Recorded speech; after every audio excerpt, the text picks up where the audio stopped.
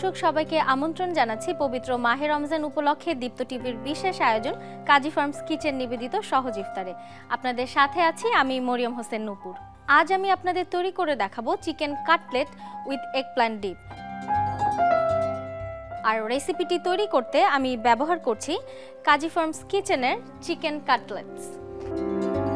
লাগছে chilli flakes, ময়দা, আমি এখানে একটা বেগুন পুড়িয়ে থেতো করে নিয়েছি, লাগছে আনার দানা, পেঁয়াজ কুচি, ধনেপাতা কুচি, টমেটো কুচি, কালো গোলমরিচ গুঁড়ো, বাটার, লাগছে কাঁচামরিচ কুচি, রসুন কুচি, দুধ, এখানে লবণ রয়েছে এবং ভাজার জন্য লাগছে তেল।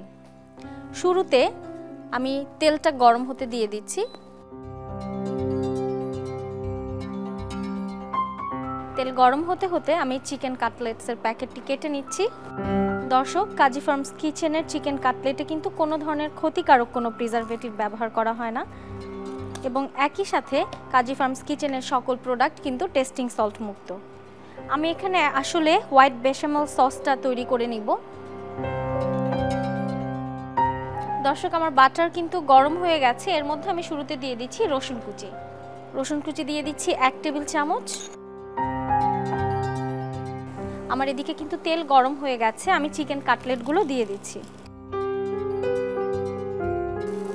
কাটলেটটা ভাজা হতে হতে আমি এগপ্ল্যান্ট ডিপটা তৈরি করে নিচ্ছি। আমার রসুনটা খুব সুন্দর গন্ধ বের হয়ে গেছে, হালকা ভাজা হয়ে গেছে। এর মধ্যে এখন আমি দিয়ে দিচ্ছি পেঁয়াজ কুচি। পেঁয়াজ রসুন একটু ভাজা হয়ে গেলে এর মধ্যে আমি দিয়ে দিব ময়দা। সসটা আমি বেশি বাদামি করব না, আপনারা গন্ধ শুকলেই বুঝবেন খুব সুন্দর একটা স্মেল বের হবে। ময়দাটা যখন হালকা ভাজা হয়ে যাবে তখন খুব সুন্দর একটা গন্ধ বের হবে।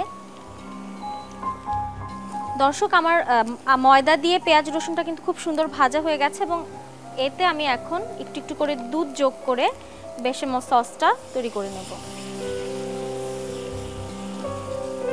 একদম শুকিয়ে আসার আগে আমি আর একটু দুধ দিয়ে দিচ্ছি। যেহেতু আমার এতে বেগুন যাবে সেই আন্দাজে লবণটা দিয়ে দিচ্ছি। দিয়ে দিচ্ছি কালো গোলমরিচ গুঁড়ো, দিয়ে দেব কাঁচামরিচ, চিলি ফ্লেক্স। কিছুক্ষণ নেড়ে এর মধ্যে আমি বেগুনটা দিয়ে দিচ্ছি। দর্শক, আপনার যদি বেগুন পোড়ানোর সুবিধা না থাকে, বেগুন মোটা করে কেটে সামান্য লবণ দিয়ে আপনারা কিন্তু সিদ্ধ করে নিতে পারেন চুলাতে অল্প আঁচে।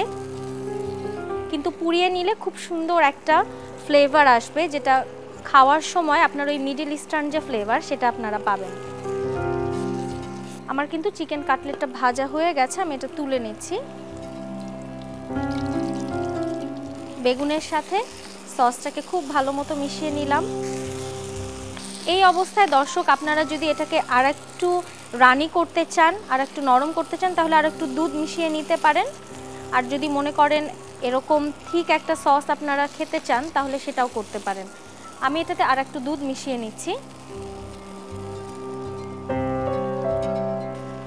আমার কিন্তু এগপ্ল্যান্ট ডিপ রেডি।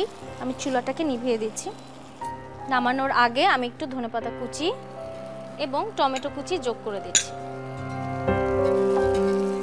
দর্শক, আমি জায়গাটা পরিষ্কার করে সার্ভ করে নিচ্ছি।